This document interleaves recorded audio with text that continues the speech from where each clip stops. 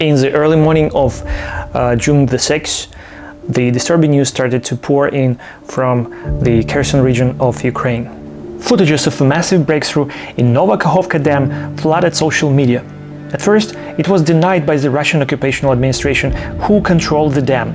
But soon the rising levels of the water in the downstream of the Dnieper River confirmed the unthinkable. Nova Kakhovka Dam had indeed been destroyed. The magnitude of this technogenic catastrophe became painfully clear within hours. 11 out of 28 spans of the dam were completely demolished. Nearly 100 towns and villages were fated to be swallowed by the rampaging waters. Within hours, entire lives were submerged, affecting more than 50,000 souls. An unimaginable, unsinkable tragedy.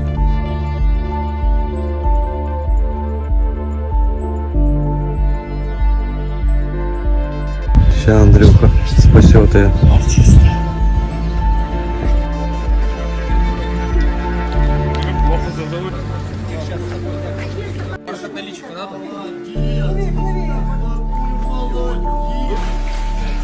Все, вот.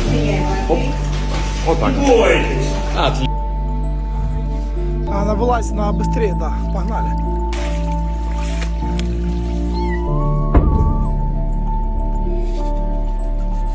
В зв'язку з тим, що падає рівень води, виявлені водні біоресурси, а саме риба карась. In the midst of this crisis, the question arose who and what was responsible for destruction of the dam. The answer for Ukrainians was quite clear. Russians, with their iron grip on the dam, were responsible and orchestrated its demise. The colossal size of the dam, standing at a towering 30 meters high and 18 meters wide, makes it impervious to traditional military strikes. No missile, Ukrainian or otherwise, possesses the firepower required to create such a devastation. Look at the Antonivsky Bridge that connected the occupied Kherson with the rest of Russian forces back in 2022, before the liberation of the city.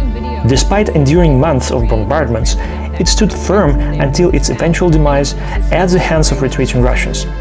And so, in comparison, the idea that Ukraine somehow could damage Nova Kakhovka by shelling is complete BS, and it's just ludicrous.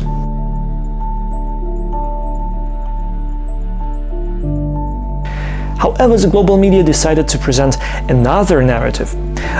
The idea and the position of neutrality and impartiality left millions of Ukrainians stunned and disheartened. Each other for the destruction of this dam. You know, this is the big question. Who has the most to gain from its collapse? Considering the context, why the role of Ukraine in this disaster is even being considered. Is it neutrality, or is it a skewed perspective? Didn't Russia make the civilian infrastructure of Ukraine its legitimate target, shelling and bombarding peaceful cities day after day?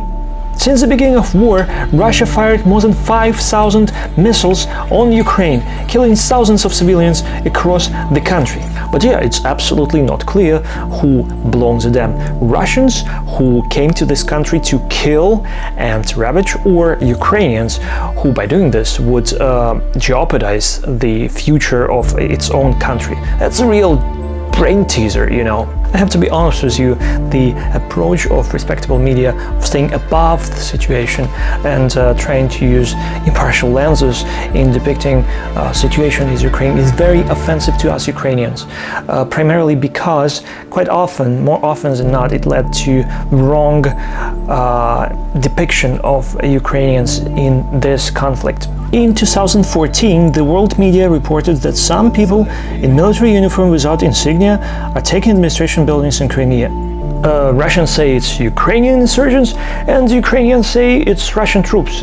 And what really happens, we, respectable media, we do not know, we just report. The Boeing 777 flight MH17 was hit above Ukraine. Russians say it's Ukrainians, Ukrainians say it's Russians. Again, we don't know, we just report. Russians claim they have no forces in Donbass, while Ukrainians say they fight regular Russian forces in Donbass since 2014. But we don't know, we just do the news. Yet time and again, all those questions turn into exclamation marks, exposing Russian ugly deeds in Ukraine.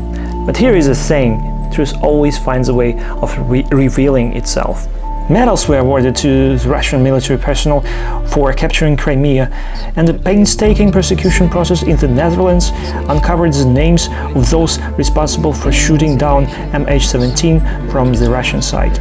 Today, the respectable media are still guessing who is behind the explosion of a dam, trying to figure out who benefits more from it, forgetting that for Ukrainians there is no benefit whatsoever. Now our hearts are broken by the footages of our compatriots left on their own in the occupied territories. We mourn the wounds of our beautiful land that suffers from the barbarian invasion. And at the same time, while I'm preparing this video, Russian orcs are shelling the evacuation areas in drowned Kherson. They are killing people who are trying to evacuate, save their lives. Exactly the same people that they reportedly came to free. The problem of the world is taking what Russia says about its involvement in Ukraine for its face value, at least at the beginning. Now, we don't know who killed people in Bucha. We don't know if Russian really created concentration camps for filtration of civilian population from Ukraine. We don't know if Russia really kidnapped Ukrainian kids and forcibly adopt them while their parents are still in Ukraine. This is absolutely crazy, and it works for Russia propaganda, and Russia propaganda use it with diabolic skill. The technique used by the Russian propaganda over and over again is called information cascade. Time and again, the same pattern repeats. As the crisis unfolds, Russia launches what it calls information cascade, which means multiple narratives providing mutually conflicting theories, and the more the better.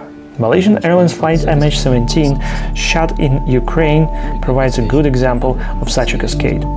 Russian media generated countless theories, some blaming Ukraine, saying it was Ukrainian fighter jet or an anti-aircraft system, others pointed fingers at the US, saying it was a bomb on the plane. All those lies repeated relentlessly blurred the lines between facts and fiction, creating a twisted reality. In the last 9 years, Ukraine has always been the target of Russia propaganda machine and a victim of constant information cascade attacks. Russians work to shape the image of Ukraine as a Nazi hotbed, as a failed state, and as the most corrupted state on planet Earth. But here is the truth. Ukrainian far-right support is one of the lowest in Europe, with no representation of far-right forces in Ukrainian parliament. And as to Ukraine being most corrupted state, it's actually not true. According to Transparency International rating, Ukraine is comparable with Turkey or Philippines in the index of corruption, and although it's relatively low, it's still higher than Russia itself. And of course, let's not forget about resilience. Ukrainians met adversity head-on, defying aggressor with heroic resistance. So the narrative of the failed state completely crumbled in the face of unwavering Ukrainian spirit, and this actually provided a lot of inspiration to the individuals across the globe who cherish freedom and the right of self-determination. And so now we in Ukraine believe that Russia has launched another information cascade in relation to the Nova Kakhovka Dam incident, the way they call it. They want you to believe that there are multiple theories, all plausible, that perhaps Ukraine bombed the dam, or Ukrainians mined the dam, or it just crumbled on its own. And the more idea, the more serious they are, the more lies are proliferated, and the less you are focused on the real, on the truth, on the reality. This is not right. We must understand that acquiescence to the falsehoods opens the door for more ruthless crimes to occur.